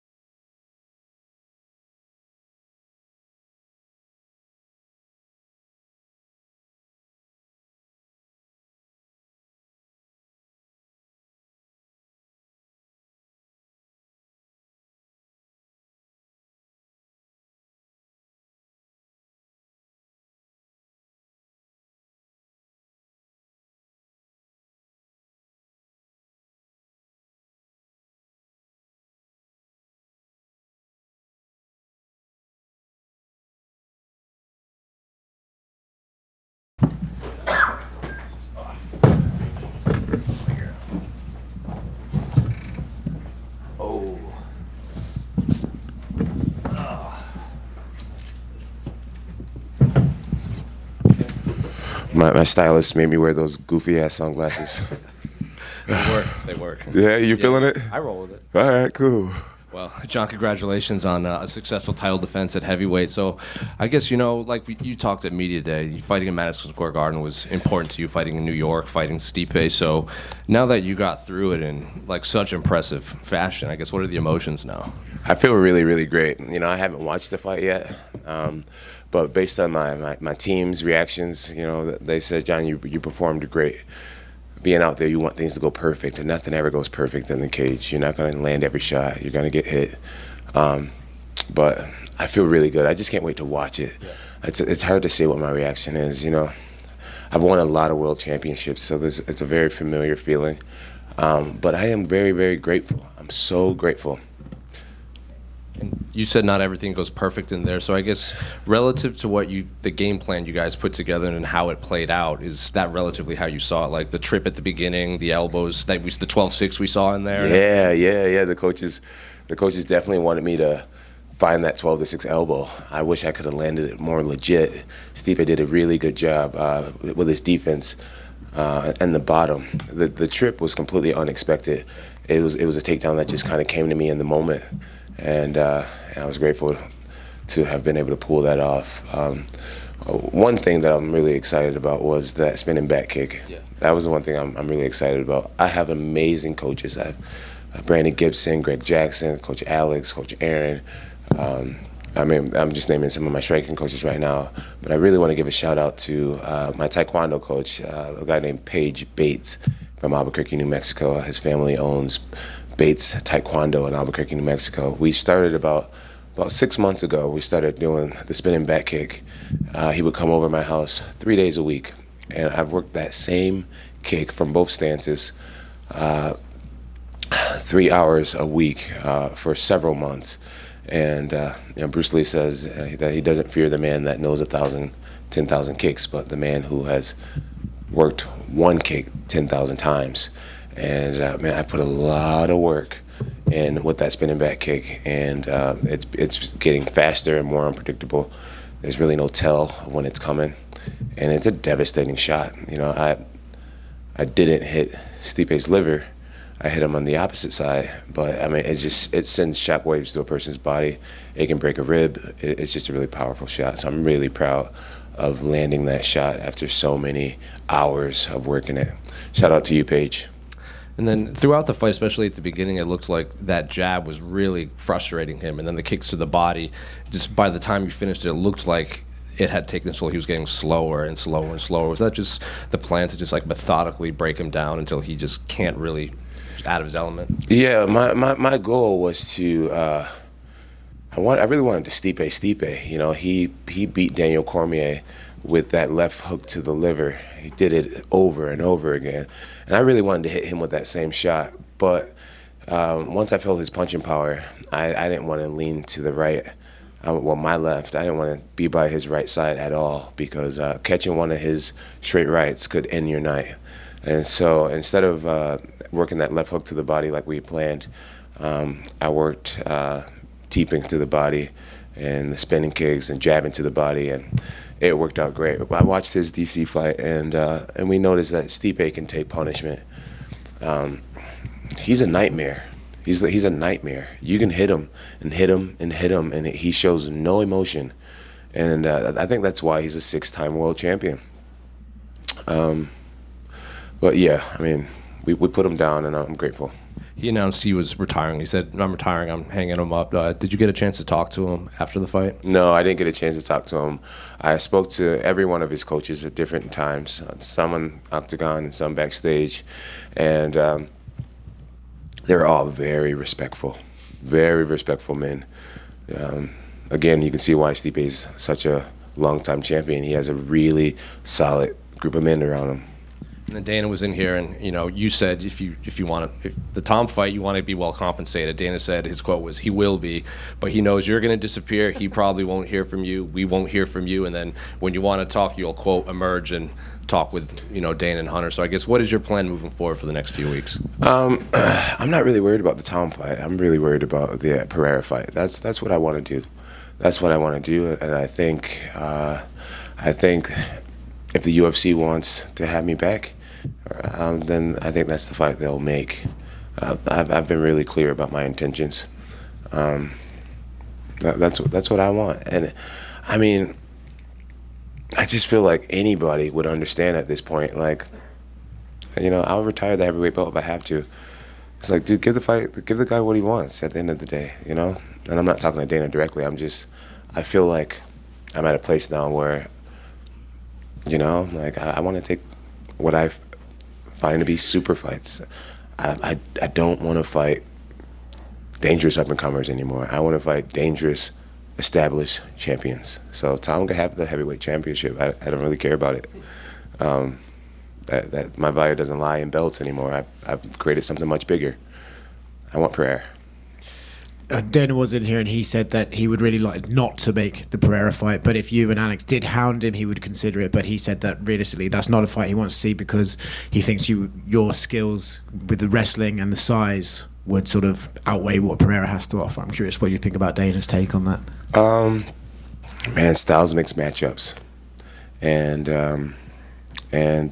I'm sure Pereira's knocked out many heavyweights in his day. I mean, he has a knockout power that transcends, like, it's bigger than weight. Pereira's special. And for me, it'd just be worth my while fighting against Pereira. You know, people can call me a duck and a chicken. I'm going to go home and cash a massive check. And so the duck and chicken thing is kind of funny. Yeah, that's kind of what I want. And if it doesn't line up, then professing my love for Jesus in front of everybody tonight, and telling the world how proud I am to be an American champion, and fighting in front of my president, man, if that was my last fight ever, then I'm cool with that. That was the way to do it. I did the Donald Trump. That was the way to do it, man. So I think one of the really good things about negotiating is being willing to walk away from a deal. And that's the deal that I want. And if that's not what the fans want, then I guess I'll say sayonara. You mentioned about sometimes you would hit Stipe and he'd show no reaction. In the first round, I actually couldn't believe he showed no reaction to the elbows or the fact that he wasn't cut. When you were landing those elbows, were you a little bit surprised? Like, what is this guy actually made of here? You know, it was weird, bro. Standing in front of him, his head seemed massive. Like, seriously, like, and I'm not trying to insult him. His head seemed massive. It was like a video game character. I'm like, I've never seen anything like this, you know? I had to get past that. I'm like, what is this? And then when I would hit him, it just seemed like he didn't feel a doggone thing. You know, he just showed no reaction. I think a lot of fighters would have quit getting that level of ground and pound, but he has this ability to just take shots. And I started to know as the time was going on that his body was going to be the only way to victory, and I started to really look for the body shots. Two more quick ones from me. You know, obviously you mentioned about the disrespect Stipe has shown you, and you mentioned the clip of him talking about your children. There's been a clip going around online of him on a podcast, I think, with Rampage Jackson. Was that the clip you were referring to? No. It was him in his living room, and I don't remember exactly how it was said, but pretty much what he was saying was, when my kids look back on me and my past, at least my kids will never think that I'm an asshole. And the MMA fan base, they're good. I know they're going to find it. And I wouldn't make that up. And even if I did make it up, it's the fight business. If I need to hype myself up, I'll hype myself up. But the truth is, he did say it. He did call me a bitch. And tonight I made him pay for it. And last one for me. You mentioned training the spinning back kick for 3 hours a week and stuff. Did you do that because you thought, this will work on Stipe, or did you just fancy adding something cool to your arsenal and wanted to work on it? I realized that I did the spinning back kick pretty naturally from the southpaw stance. And I can't call it naturally. I spent many years working with Brandon Gibson on that move. But I wanted to make it better. I realized that the spinning kick is a move that can drop an elephant if you do it right. It's a devastating move, in my opinion, the most powerful kick in martial arts. And we've all seen me fight for a while now. I don't really have one punch knockout power. So my mind was, Jon, why not develop a technique that could stop any man? And I came up with the spinning back kick. And I mean, you can be any fighter, and if I catch you just right, you're going down, no matter how well trained you are.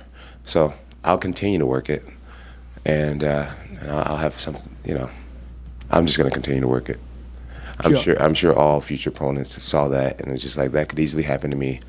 And so I'm gonna work it more and more and more. Jon, both of your brothers were in the NFL. You're the greatest of all time. I want to know, honest answer, who do you believe is the best athlete out of you and your brothers? Best athlete, Chandler. My little brother, Chandler. Chandler's an extraordinary human being. He's a really special young man. I love him to death. And yeah, Chandler's a freak. If he decided to be an MMA fighter, I think he'd do very well. He's a very dedicated athlete. And speaking of your family, your mother would be so proud of you today. I want to know, if you look back from, when she passed to now, I'd like to know, how much have you felt you've grown as a person, and how proud would she be of you, and what would she think of how you did today? My mom used to worry about me. I was the one son that she stayed up all night. I was the first one to stop coming home at night, spending the night, staying out at parties. My mom used to worry about me a lot. She used to pray for me a lot. And I know for a fact that she'd be incredibly proud of the man that I'm turning into. I can't say turned into because we are all works in progress, but the man that I'm turning into, I know for a fact she would be very proud. I shouldn't say she would be. I know for a fact that she is very proud of me. I actually had a dream about her this morning where I was hanging out with my dad, and we kind of got sick of each other. And so I was like, I'm going to go call mom. And the moment that I was heading to call my mom, I woke up this morning. And I know that was a dream that was meant for me today, just to let me know that I can talk to her. And it was a beautiful thing. I was at breakfast with my team, and I was just crying. I was just crying this morning, just thinking about my mother. And my mom used to be in the audience saying, "Johnny, get him, Johnny." And I felt her today. I really felt my mom today. She was here with me today. It was a really beautiful day. Thank you for giving me the chance to acknowledge her. Jon, right here. You've always been a visionary of the big things. You talk about the fight against Alex. Have you envisioned a place, a perfect location for that fight? No, I haven't. There's so many questions when it comes to what's going to happen as far as Alex and Tom and my future. I can't even think about it right now. All I want to do right now is take my team out and get them the biggest stakes in New York City. These guys deserve it. They deserve ice cold beer, whatever they want, because they have really committed to me so much.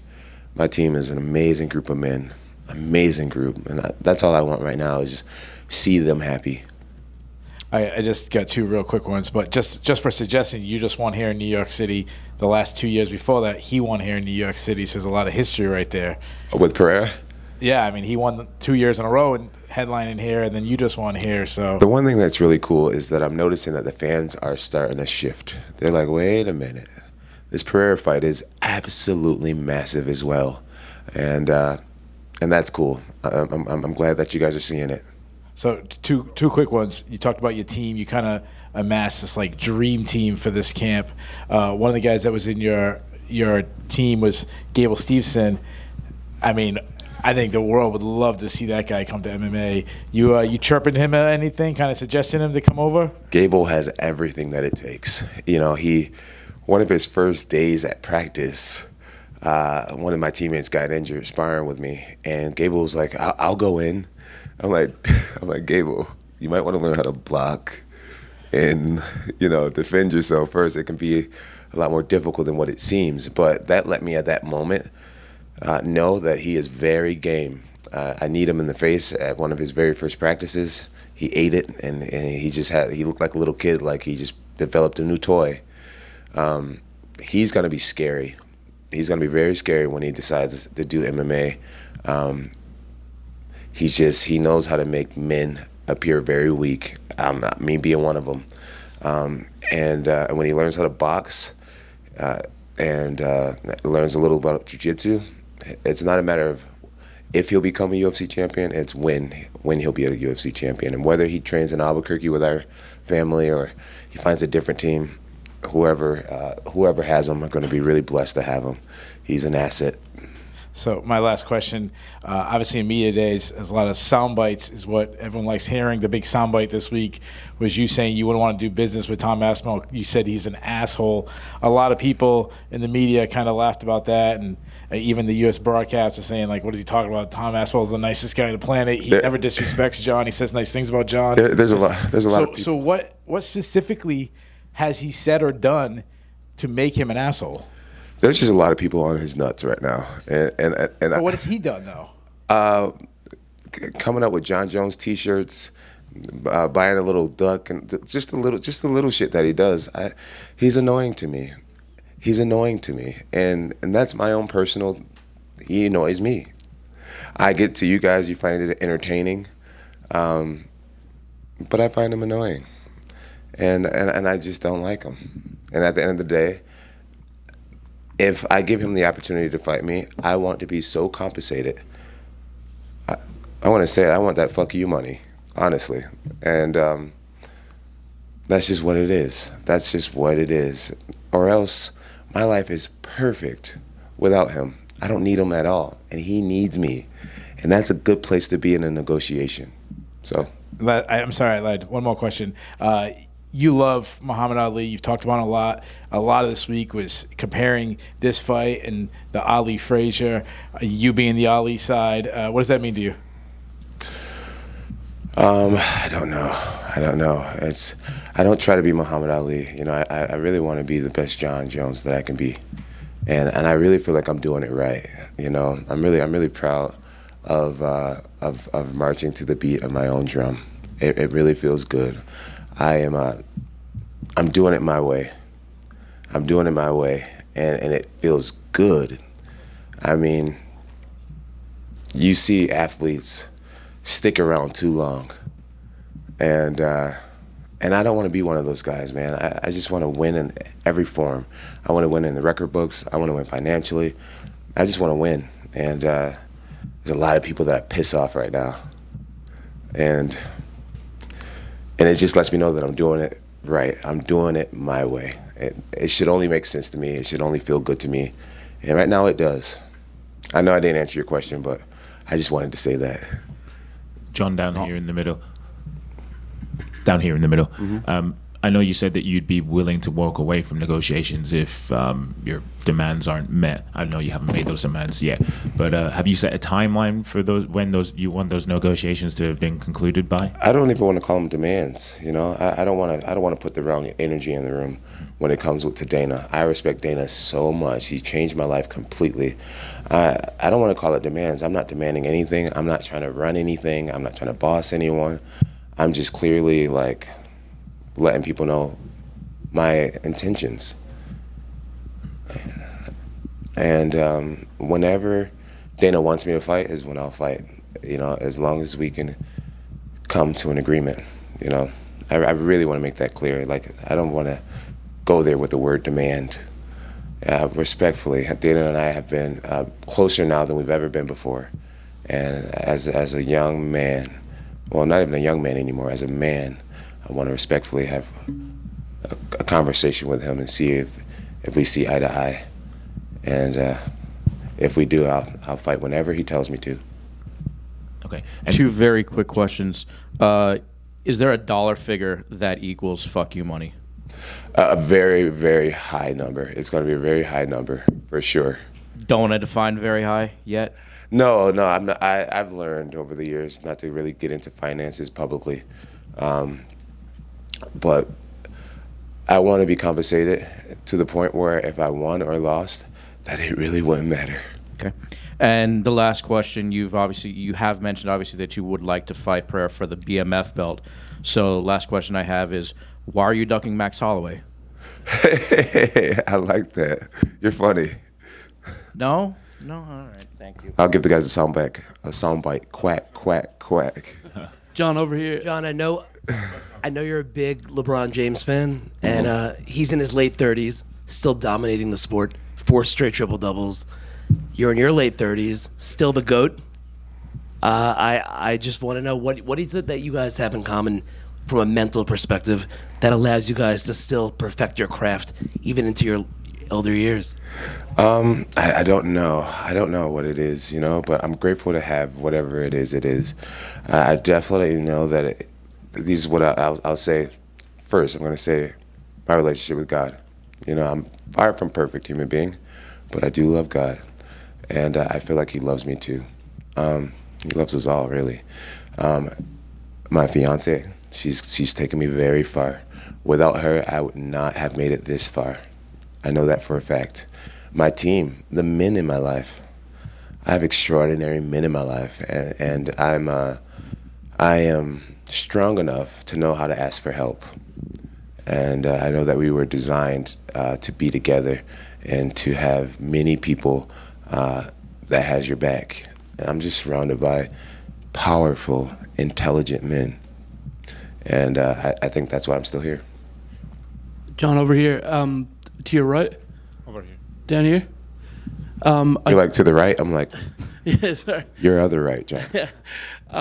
So Francis Ngannou paid a little tribute to what you said after his fight. I think he came on social media. He says, Jones looked great out there tonight. Congrats, Johnny boy. I see you. Is that a fight that maybe interests you? Like, obviously, Pereira is number 1 on your list, but is that one that maybe interests you more than even Tom? I'm here to talk UFC business tonight. So I mean, Turki Al-Sheikh has been able to get these kinds of fights done in boxing. Maybe he could make it happen in the UFC. Whatever Uncle Dana tells me. I also wanted to ask as well, because obviously you're someone who's considered, the greatest of all time in your sport. Another GOAT was on last night in Dallas. Were you able to catch any of the Mike Tyson fight, and what was your thoughts on him getting back in the ring at 58? I did catch the fight. It was hard to see him so old. Roy Jones Jr. kept saying it, man, those legs aren't working.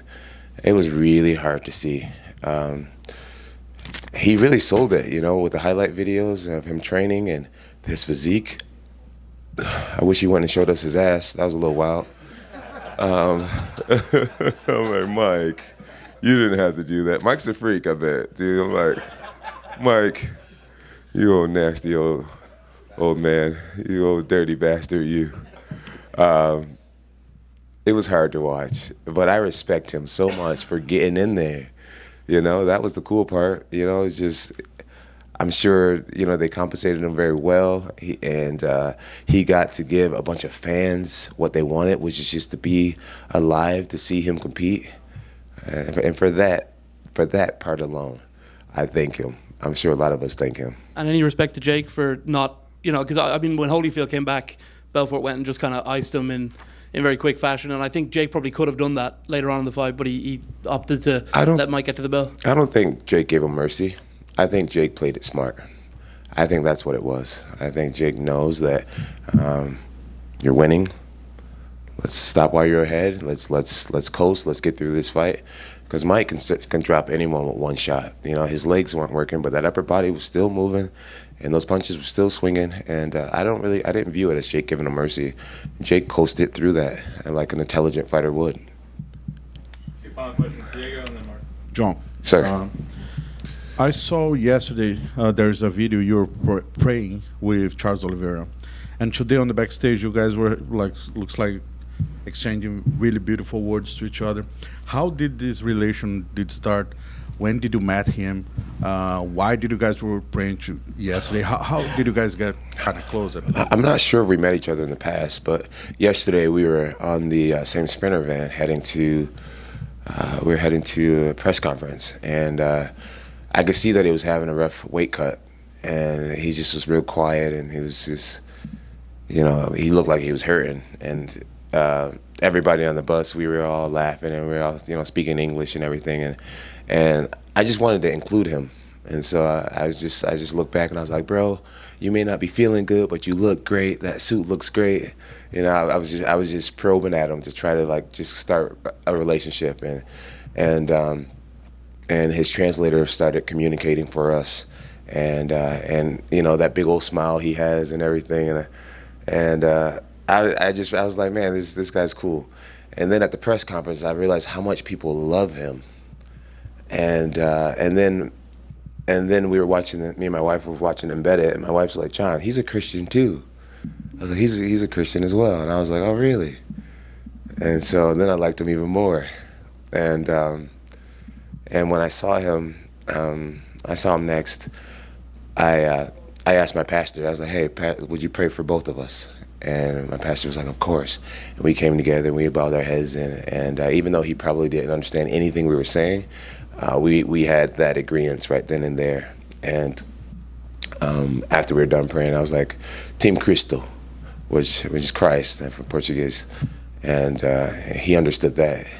And we just had a kind of an agreement that we're both going to represent, we're going to do our absolute best. And when the pastor was praying, he actually was saying that the victory is already yours, the victory is won, it is yours. And I believe him when he says that. And so now it was our job to do our part and give it all we had. And when I heard that he won, because we turned the TV off in my locker room, all my guys were watching the fights. I'm like, bro, what are you doing? But anyways, when I heard that he won, it was one piece of the puzzle that was already written. And then I just knew I had to go out there and do my part. Just the last one, please. John, here. Yo, give this man one. Well, I'm going to answer your question. What's up? Come on. I have at least 50 questions. No, I'm not going to answer 50 questions. But I'll ask just one. You proved again that you're the greatest of all time tonight. It was an excellent performance, pretty wise, pretty patient. It was a perfect performance. I really have a lot of questions, but I only ask one. You had a great career, best fighter ever for sure. What was the most memorable moment throughout your career? The most important moment? Tonight was Stephan Bonner, Mauricio Shogun Rua, and tonight was incredibly special. Finishing DC is up there too.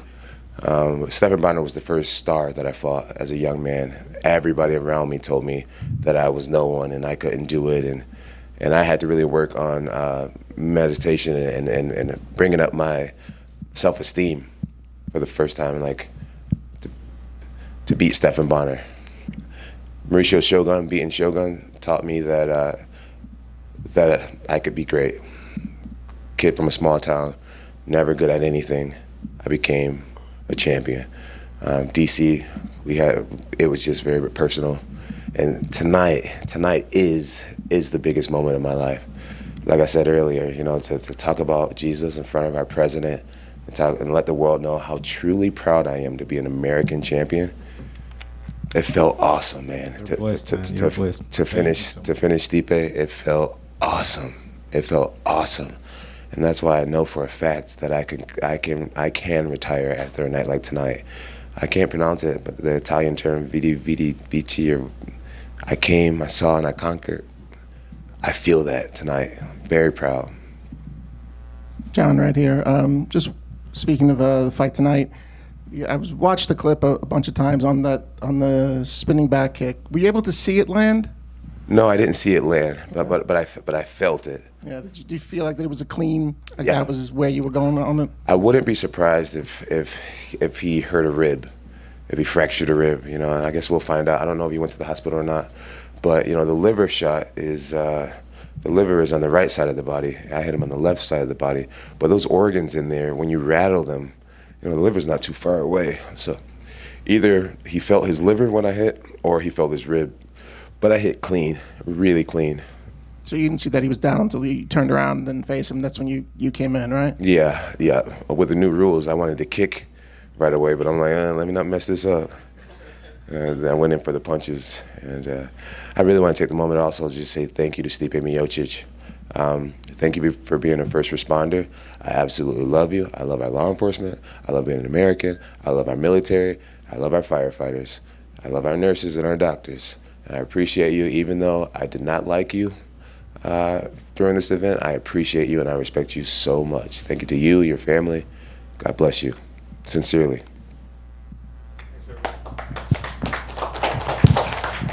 I'm gonna put these funky